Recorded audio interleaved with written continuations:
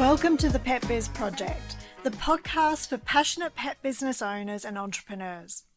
In today's episode, I chat with Dave Pidgeon, professional pet photographer and the founder of the Dogs Pyjamas. We dive into the critical importance of high-quality photography and videography for pet brands and how these visual elements can dramatically impact your business success.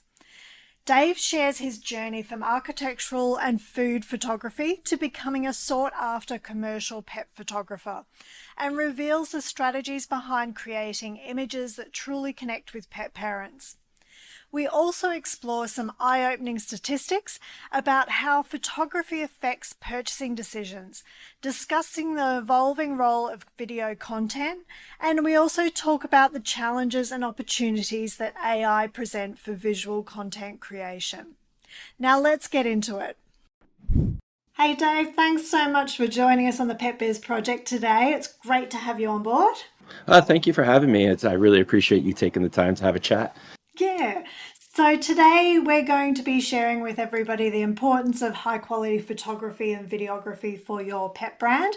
And Dave and I aren't just going to be having a chat. We're actually going to be sharing with you also a lot of stats and key figures that help to support and help you to understand why it's so important, other than us just spouting that, from our perspective. So we'll get straight into it. But first of all, before we start to get into the actual crux of the stats and figures, I want to just get you to share with the audience a little bit about what brought you to start the Dogs Pyjamas and then where your passion for photography and animals came from. Yeah, so I think like a lot of people grew up with animals. I had dogs, cats, birds, had a snake at one point, so like I've always been around animals. So I've always had a passion to kind of look after them and play with them and all that. So, growing up, I've always had that. So I think, especially as a young child, being around animals, you just really kind of grow an appreciation for animals. And and I still have that passion. I've got 2 cats now, hopefully to get a dog once my little daughter grows up a little bit more. So I've always had it, really. Fantastic. And so you didn't start as a pet photographer, did you? No, not at all. Actually, my main source of income early on, like I went to school for photography, thinking that I would be a photographer one day.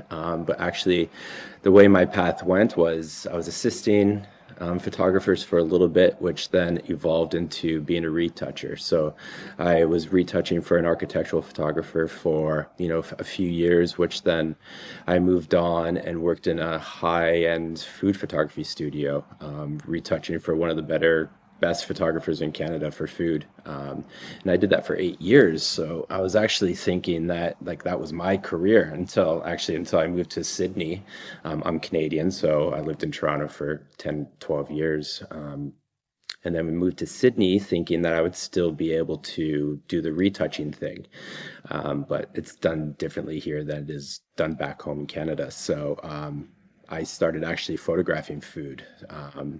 Because I was in the food photography industry for many, many years in Toronto, so I kind of understood it. And even though I wasn't taking pictures of food, I was retouching like high-end brands and big marketing budgets and stuff like that. So I understood it a bit. So I started photographing food for many years, for 4 years, until I decided that I kind of got bored with it. I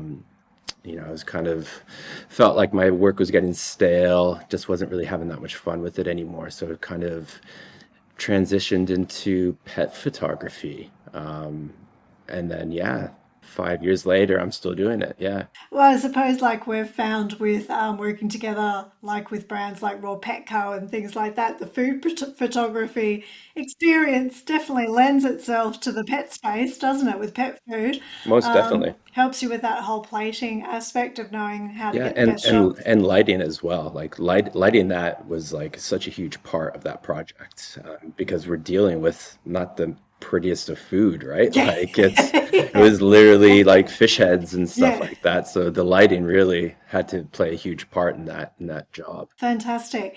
And So, what led you, I suppose, to really go into the commercial pet photography side of things? Did it sort of fall in your lap, or did you go actively seeking it? So it did fall in my lap. Originally, when I first got into pet photography, I was going to do the family portrait photography and sell wall art to clients and stuff like that. But I wasn't, it's not, I still do it a little bit. It's not my main focus anymore. Commercial photography is my main focus, but I still do have inquiries about shooting dogs for and cats for families. But what ended up happening was I got in contact, or so I guess the owner of a fairly established pet brand got in touch with me and wanted me to photograph an ad campaign for them. And this was just after COVID. And I did, they really loved what I did. The ad campaign was a huge success. They really liked what I did for them. So they decided to hire me on as their full-time, well, not full-time, part-time photographer, in-house photographer. So I did that for a couple of years, which really established kind of my style and what I wanted to bring to the table. So I photographed for them for 2 years while still building my brand. And then last year, January of last year, I moved on from that and started to do my own thing full time. And did you find there was a learning curve transitioning into the sort of the commercial pet photography side of things? No, not really. Except like I've got so much experience in the commercial space, being in the when I was a retoucher back in Toronto. I knew the space, like the commercial side, fairly well because I was just in it every single day for 8 years. I knew how to talk to clients because I would talk to clients every day. Like we'd be in the studio shooting every single day, and I'd be retouching. I'd be on set. I would be like getting coffee for clients and having lunch with them. So like the learning curve wasn't steep for me. So because yeah, my experience that I had in the past, it just was so well adversed of what I was getting into. And what about working with animals? I mean, I know we've all got we've all got Yeah, some stories to tell about yeah, projects working with yeah, animals. yeah. You know what they say. Don't work with babies and animals, right? Yeah. To be fair, like again, like I grew up with animals, so I knew how to be confident around dogs and cats. So photographing dogs for me is, I find, very easy.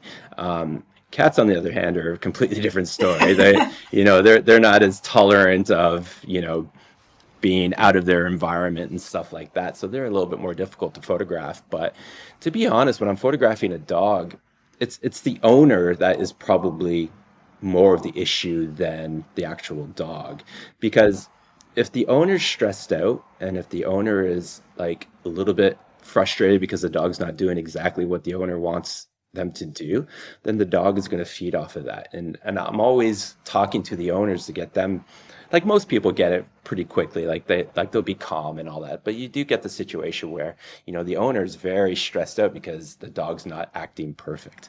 I'm not expecting the dog to act perfect. It's a dog, you know what I mean? Yeah. He's in a studio with lights going off. He doesn't know what's going on. As long as the dog trusts me and trusts the owner, like we'll get the shots that we need. It might take 15 minutes. It could take an hour. At the end of the day, I need a handful of shots and I'll get those shots. And the owner just needs to accept the fact that the dog is a dog. It's just not going to, act accordingly to plan like 100% of the time.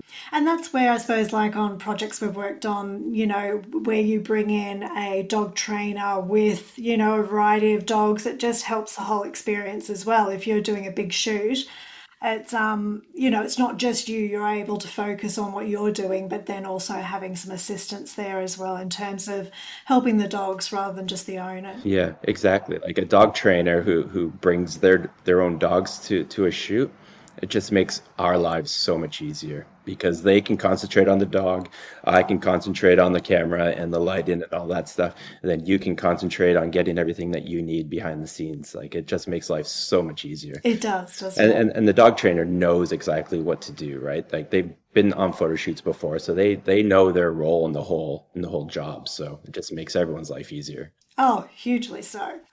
So, what do you think with what makes commercial pet photography amazing? What is it that makes it great and makes it stand out?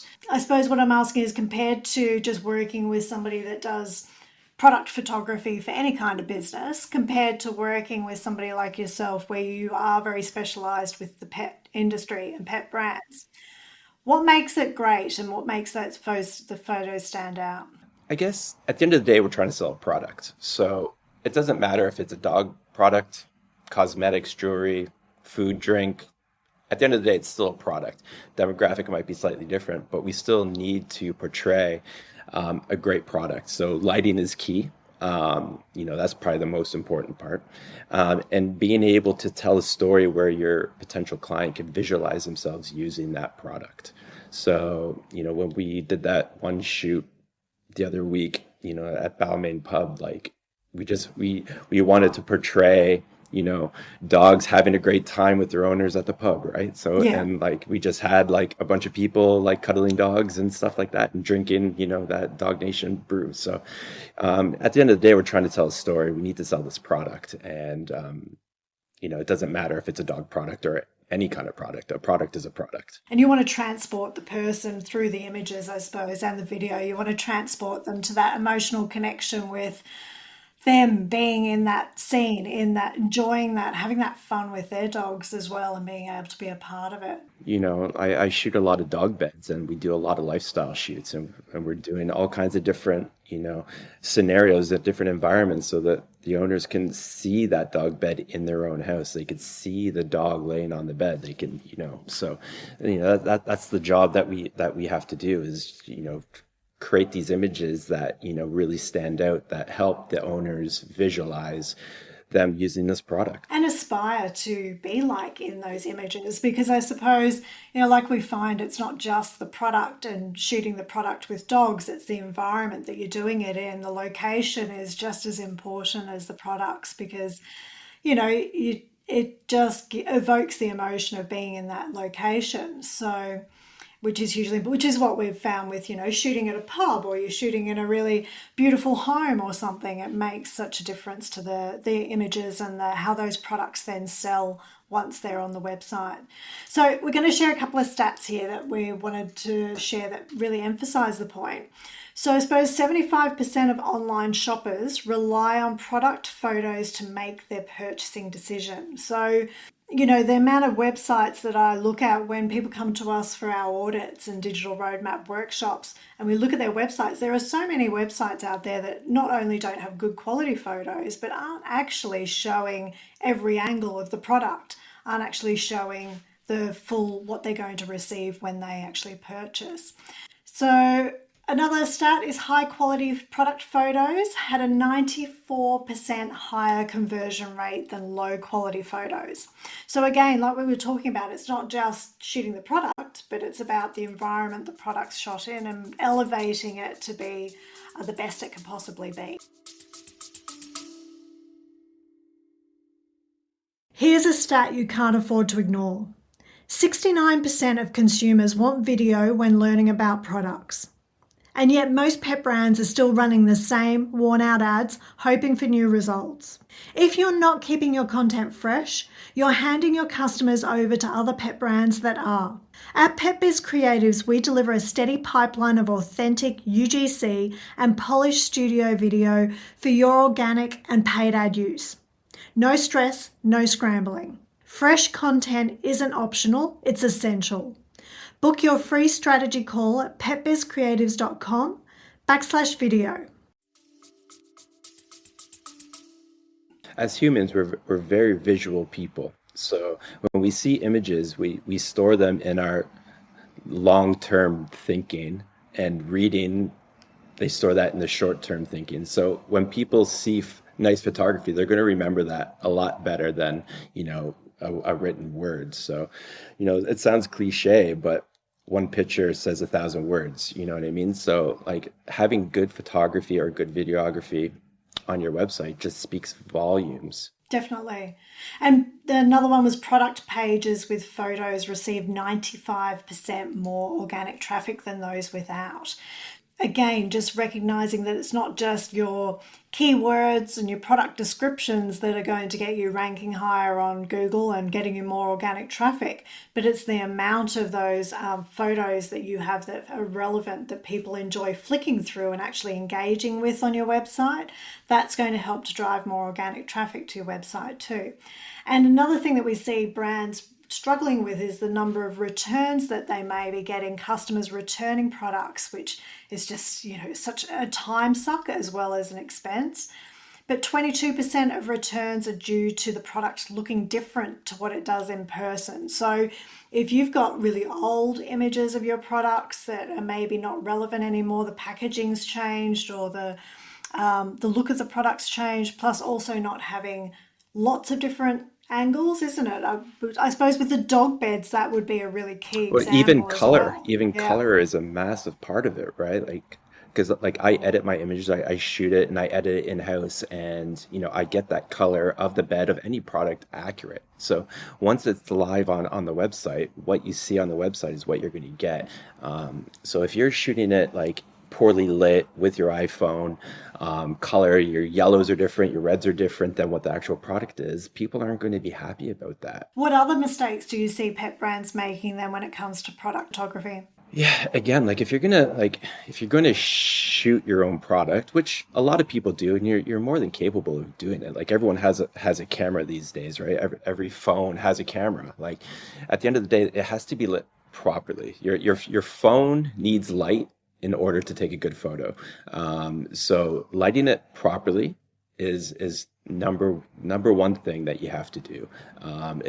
Your camera will capture the colors as accurate as it can. It won't be perfect, but it'll be a lot closer than, if you're just shooting it under like, LED lights that are coming down from your ceiling or something like that. So if you're gonna shoot it yourself, just, get close to a window, get that daylight in as much as possible. Turn off any interior lights. You don't want that mixed lighting. You don't want that nice, cool outdoor light mixing with your warm indoor light. Yeah, so lighting is so important. It's like the most important part of photography. If you don't understand it and if you don't get it right, you're just you're fighting an uphill battle, really. And how do you balance the needs of e-commerce brands and pet brands? Balance that sort of practical need of being able to get content done and being budget friendly and things like that, with actually being elevating their branding and getting a really good result. How do you get that balance right? Just because it's shot in white doesn't mean you can't be creative with it. So, with me, like I put just as much effort into an e-commerce shot than I would building a set with props and everything. That you still have to get the angles right. You still have to get the lighting right. Every product is going to be the angles of every product is going to be slightly different. So, you can just concentrate on different angles, different lighting scenarios. Like even though I shoot a lot of products on white, like but I will light them differently, So, that you can take a white bottle and make it jump off of the page on a white background, as long as you light it properly, If you're going to do that just on your phone, it's just going to be white on white. It's just your product won't stand out. And I think like one of the things we've experienced with projects we've worked on is that you don't have to have a massive budget to have a great location for a shoot either. If you don't want to just be shooting product on white and you want to be having it at a great venue or something in your city, or there are ways to go around it, like we found with one of our recent projects, by offering for the location to use the assets as well for their marketing activities to build brand awareness for your brand. You can create a great collaboration that gives you a fantastic location for the shoot, doesn't it? But keeps your budget really down because you're not paying for the location. It's amazing how many people just want to be involved without having to spend money. You know what I mean? Like when we shot it at the Balmain Hotel, like they were more than happy to help us out, as long as they got something back in return and we gave them assets, right, that they can use for their marketing. And it's a great bartering system. Any other sort of unexpected challenges working with pet brands you want to share with us, or any bad experiences? No bad experiences, to be fair. Like we all have the same passion, right? We all love animals. We love being around animals. So my photo shoots are always, you've been a part of a couple of them. Yeah. They're always fun, very relaxed, super laid back, probably a little bit too laid back sometimes, but like at the end of the day, like we all have the same goal. And I think clients understand that, and I think they come to me because they can trust that I will deliver. And no real challenges. I guess maybe when I was first starting out, I was maybe a little bit too worried about price points and stuff like that. But I'm established now, so I just don't worry about that stuff. There's photographers that hit all different tiers of price points. So if I'm not your guy, then you can find somebody that will fit within your budget. And I'm not saying that my budget is cut in stone. I definitely will lower my budget if I believe in the brand, if I believe in the business owners, and if they're really passionate. I love helping out the small businesses as well. So like I'd love to see them grow and be successful. That's great for everybody. Yeah, we're the same. We love a startup. I don't know what it is about, like getting involved and shaping a brand from the beginning as well. It's so exciting and fun to do. I love seeing when they use my photography, and I love seeing when they become successful, because I was a part of that journey with them, and it's a great feeling. No, I don't want to see a small business fail because they didn't take the necessary steps that they needed to take. I just want to help out as much as possible. And you don't just do photographic content as well. You do videography too, don't I you? do video. Yeah, that's the new kind of tool that I had to put in my repertoire is learning video.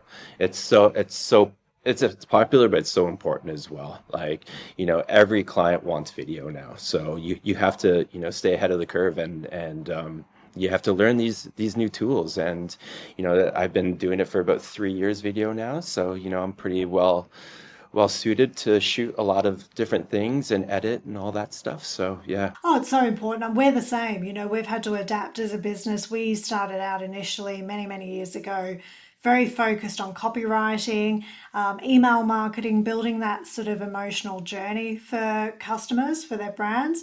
But over the time, we've had to evolve as well and become very heavily focused on user generated content and video content, because video is king these Yeah, days. it definitely is. And we do see, just from personal experience, from the brands that we've worked with that have great video content across their website compared to those that just have images. There's no comparison in terms of the results that they achieve. It's just like huge. Yeah, it's so important these days. It's like you almost need to have it. Yeah. And branding refresh is something that I find a lot of businesses I talk to just aren't aware of the importance of refreshing things on a regular basis. So there's a stat that we've got here that the average lifespan of a website is 2 years and 7 months. And that's a Forbes stat. But I suppose, and you've only got 0.05 seconds of a person's attention for them to make a decision about whether your brand is worth exploring more or not. So that's just nothing if you think about it. It's a split second. It really is. And if you don't have that engagement right away, yeah, your website's not doing its job. No. And we find that if your website's stale, like it feels out of date, it doesn't feel like cutting edge, current with the look and feel, or if traffic has been going to your website for many years and not seeing any change, they just become, like with ads these days, we just become fatigued to it. And we go searching for something new and exciting and interesting. So it's really important to make sure that you're refreshing your branding, refreshing the imagery and video content across your website regularly too. Everything's an evolution, so you always have to be changing things. And then we've got a couple more stats before I move on and we go into some more questions. But 90% of people shopping online believe that photo quality is the top priority when buying something. So again, we see so many websites where the images are very pixelated and grainy, or they look like they've been provided by the manufacturer and they're not necessarily of a good standard. So again, just emphasizing that the importance of making sure that they're high quality images, not just any old images. Have to be accurate as well, because like you said in that previous stat, like 22% of returns are based because the customer didn't get what they were expecting, and so like your photography has to be accurate. Your videos have to be accurate. You have to give what you're selling, and it's so important. And so with video content and what you're producing for brands when you're working with them, whether it's photography or videography, how do you approach that storytelling strategy? Like, how do you ensure that that comes through? Communication.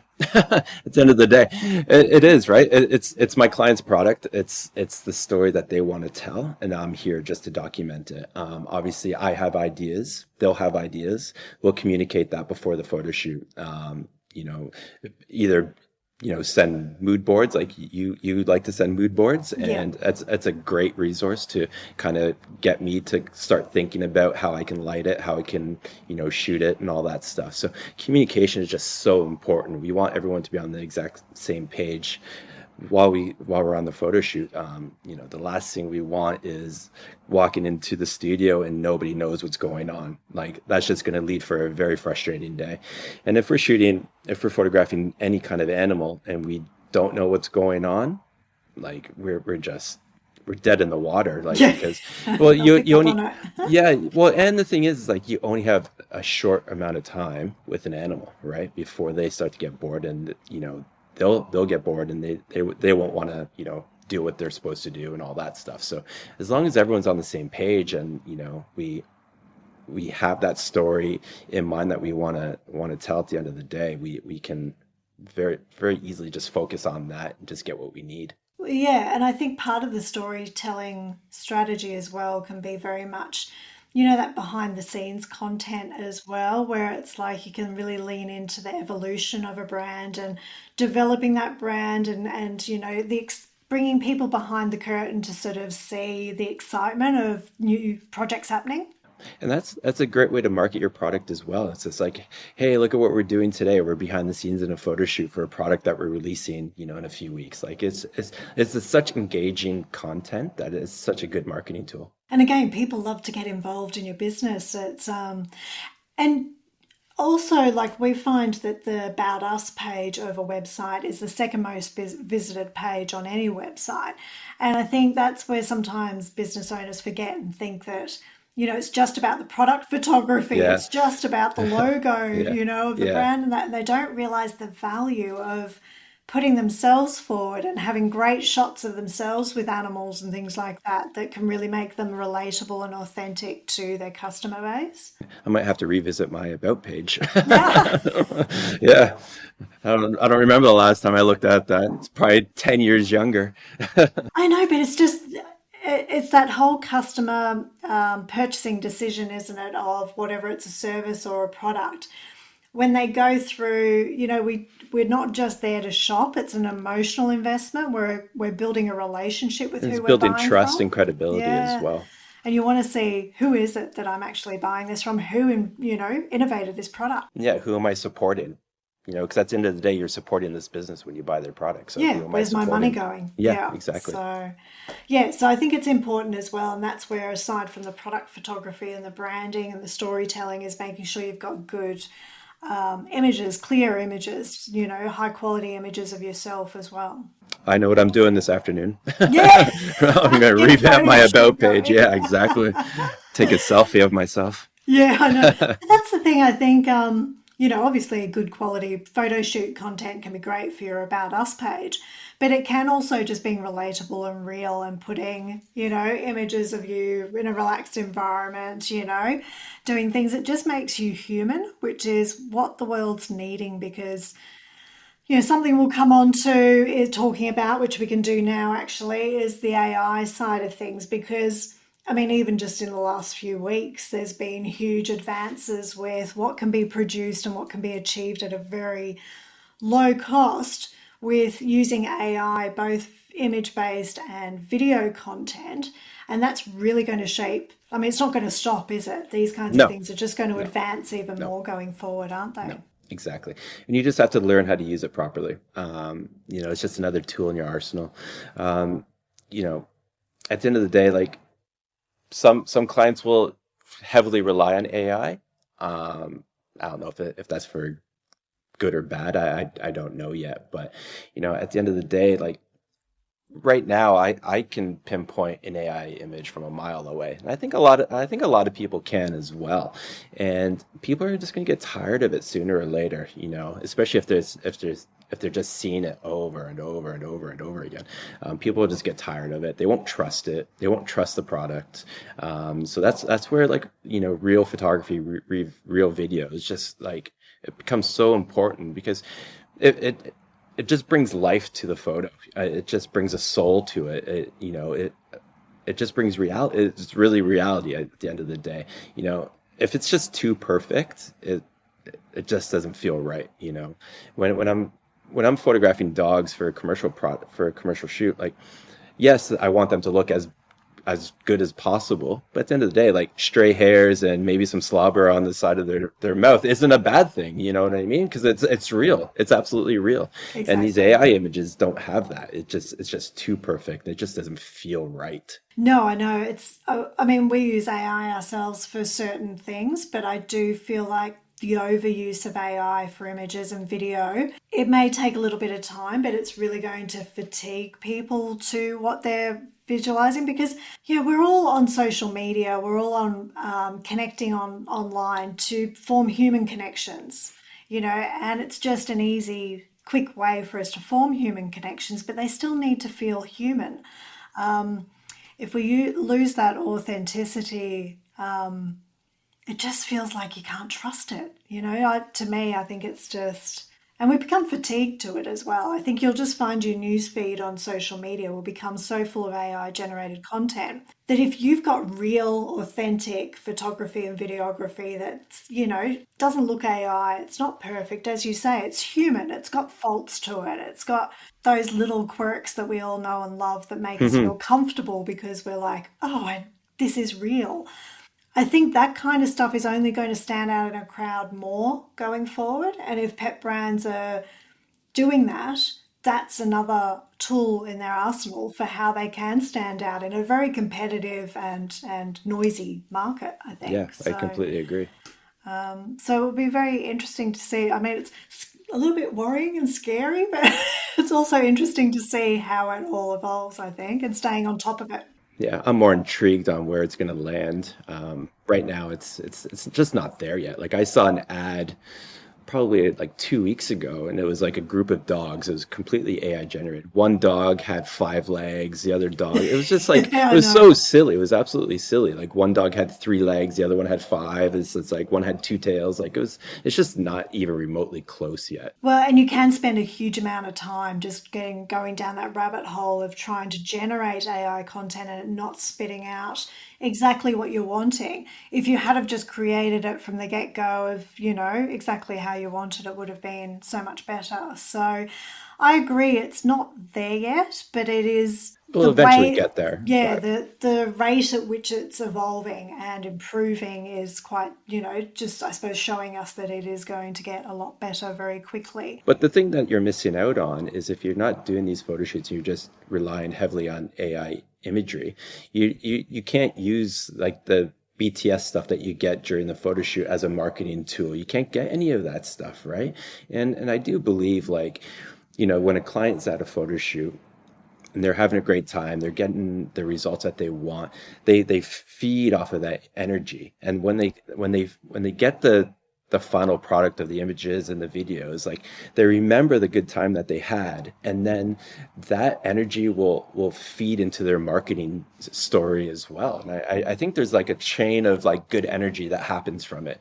And if you're just using AI imagery, like you're just checking a box essentially. It's like, oh, got that off my list, let's move on to the next thing. No, I think it's it's definitely the way that things are going, but to make things more efficient and easy for business owners to use things like AI, but I don't think it will ever replace good quality, real human authentic content. So social media, that brings me to sort of social media, and that's evolving so quickly as well. It's very difficult keeping up with the latest trends and what's working and what's not, especially if you're investing heavily in like paid advertising on Meta. How do you see that, social media changing and the trends in terms of photography and videography? Maybe it's already changed. I don't know. I would say, like, obviously video is such a huge part of it now, even more so than photography. So if you are a photographer and you're wanting to get into this space or any space really, you have to learn video. So the video side of things is probably more important these days than the photography side of it. So learning how to, yeah, take a high quality video is very important, and also being able to like learn how to use your phone properly as well, like because like very engaging content is like that rough around the edges kind of almost amateur look, you know Yeah. what I mean? So you, like you have to take advantage of these tools that you have in your pocket, and yeah, shooting a lot of video for social media is I find super important. Yeah, it's just video is king, isn't it, Yeah, that these yeah. days? I mean, and it's, I think, sort of TikTok was driving that a lot initially, and then, Instagram got on the bandwagon of trying to create the same effect. But I think one of the stats we had is Australians spend on average 38 hours and 51 minutes per month on TikTok. And you think that's just February this year. Yeah, I was that's like, just that's certainly TikTok. not me, but Yeah, it's you just think that's huge, like to be spending yeah. that amount of time on So it. much So, time wasted. but it is a way to tap into a younger demographic. Like we find that it's, it is that sort of a platform where you're able to attract a very different type of person sometimes than what you can on Instagram or Facebook. So, but yeah, that video content. Another stat we have is approximately 64% of consumers are more likely to make a purchase after watching a video about a product or a service. So, again, just emphasizing how important it is. Like every shoot now, I am required to shoot video. Video and photography is so important. Yeah. It's very time intensive, though, isn't it? Like video content. It's, yeah, it requires a lot of effort. I bought the iPhone 16 Pro recently, specifically for the camera and how it was, going to allow me to get much better quality video and images. But I have not taken the time to sit and actually understand the best way to use it. Like you were saying, it's like getting the best out of the tools that you have at your disposal and taking the time to understand that. So how have you found like pet parents? Do they respond differently to different types of imagery, compared general to product photography? Um, I wouldn't say no, I wouldn't say so. Like I think we mentioned this earlier before. It's like we want to get the customer in that photograph. You want them to, visualize them using the product. So I think when it comes to that kind of stuff, like again, like we have to tell the story that really intrigues like customers and potential clients. So I wouldn't say any photograph does better than another one. I think at the end of the day, a good photograph is a good photograph, and you're just trying to portray that story. It could be e-commerce. It doesn't matter. Like a good photograph will tell a good story. We have business owners listening to this podcast. So I suppose you being a business owner of the Dogs Pyjamas, is there anything that, like looking back, you would have done differently with building your brand and your business that you would think is valuable? Um, yeah, I wouldn't start just before a global pandemic. That's probably a Yeah, to be good a number one, photographer. Yeah, Yeah. exactly. Yeah, because that I remember. Threw a spanner in it. Oh, I because I opened my studio March of 2020, and at the end of March, like the country shut down. So, yeah, try not to start before a global pandemic. No, but seriously, honestly, no, because I am where I am because of the decisions that I made in the past. So, if I would have did something different in the past, then I wouldn't be where I am right now. So, I think I did things for a reason. you know Hindsight's always 2020, but I don't take it seriously. Like, there's a lot of things I probably could have done, but it doesn't mean it would have taken me down the path that I'm on now. So no, there really isn't anything really. Like, yeah, it's just I made the decisions I made, and I think it's all worked out because I'm very happy with where I am right now. Yeah, no, I'm the same. I have the same attitude.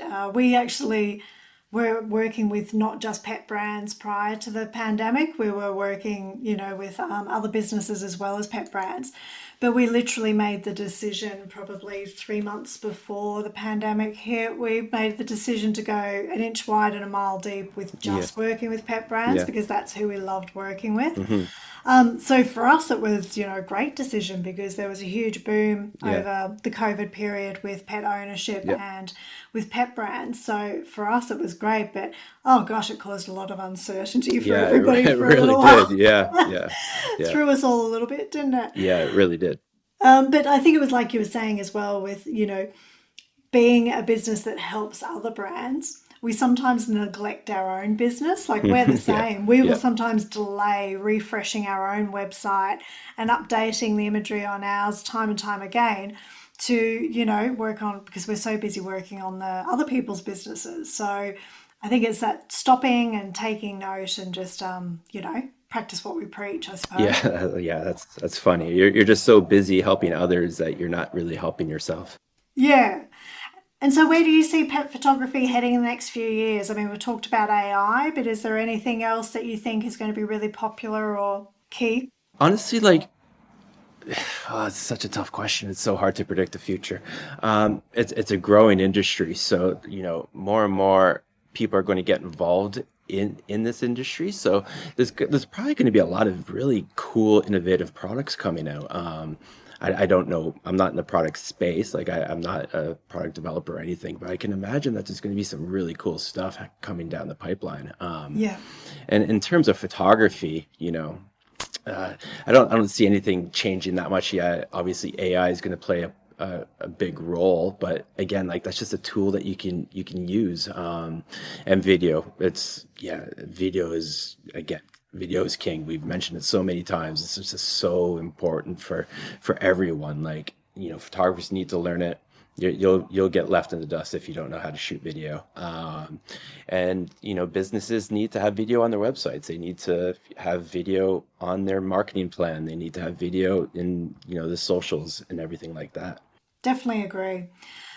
So here at the Pet Biz Project, we have a motto and it's building meaningful relationships with pet brands. So everything that we do, whether it's helping pet brands, help support pet brands, it's helping them to have those deep emotional connections with pet parents and to help them to have, improve the lives of their animals.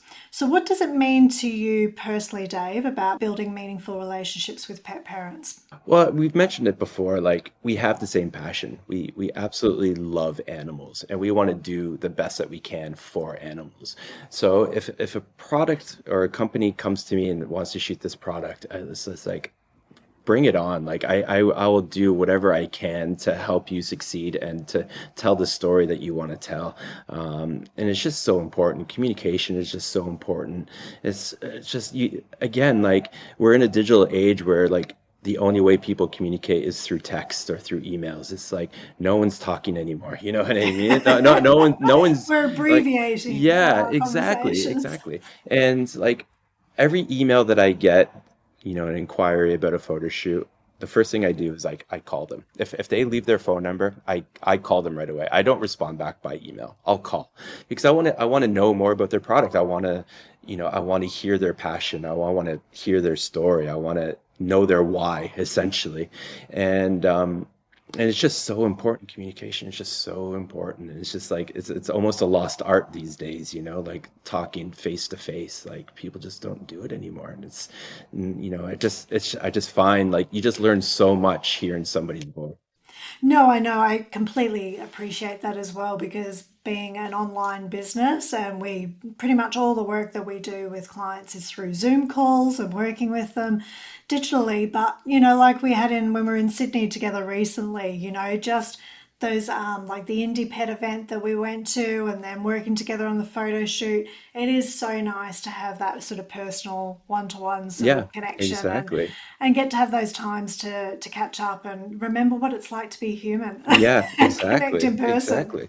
Like it can get lonely, Like Yeah. like I'm sitting in my office like 8 hours a day just by myself, right? So being able to talk to people, over the phone or face to face or whatever, it means so much. Yeah, and I just find the noise these days is overwhelming at times because you've got so many apps and email and Yeah, Slack so many and distractions and phone and that yeah, everything coming at you from different angles. It's important. I find for me, I have to have like a digital detox. I have to go away and remove myself completely from phone, computer, and just recharge because it does, it takes so much of your energy and yeah, it attention. really So does. Yeah, especially when you see like that TikTok stat, like I know. 38. Gosh. That's 38 hours. Like Oh, I don't know it's a where they day and find a the half. time to spend 38 hours on TikTok. But anyway, it's what they're Mm, doing. that's what they're So doing. huge opportunity there for Yep, pet brands. you So have to join them. yeah, exactly. So what's next for you and the Dogs Pyjamas? You got anything exciting coming up? So, I'm actually planning a photo shoot for a photo competition that I'm entering in May, or hoping to enter in May. We'll see how that goes. Yeah, I've got a couple photo shoots lined up for other pet businesses, which is always good. And I'm always just like out, reaching out to people, talking to people, stuff like that. So yeah, it's exciting. Well, good. We love collaborating with you. It's been such a great partnership to sort of be able to work together with pet brands that we know and love, and you've always been just an absolute pleasure to work with, and so relaxing. So being in your company. Thank you. So thank you so much for coming on our podcast. It's Thank been a you. Thank little you for while having me. planning, but we Yeah. got there. Yeah, sorry, I got sick last week, so I had to, Picking up germs. yeah, Yeah. exactly. Yeah. Oh, thank you so much. No, it's been great. And if anybody wants to get in touch with you, we'll put your contact details and your website and everything in the show Yeah, that would be notes. amazing. Yeah, thank Again, you. with all the stats that we mentioned today, plus some more, so that you can read yourself around how important it is to have high quality photography and videography for your pet brand. Yeah, that's amazing. Thank you so much. Thanks so much, Dave. Oh, it was nice speaking to you. Thanks. All right, bye. Thank you for tuning in to today's episode with Dave from the Dogs Pyjamas. I hope you enjoyed our conversation about the power of professional photography and videography for your pet brand. Dave's insights about storytelling through imagery and creating authentic connections with your audience are valuable tools for any pet business looking to stand out in a crowded marketplace. If you liked this episode, please make sure to follow the Pet Biz Project and leave a quick review. It really helps us to reach more pet pros like yourself. You can also find us on social media for behind the scenes updates and upcoming episode teasers. Thanks for tuning in, and as always, keep building, keep connecting, and keep putting pets at the heart of your business.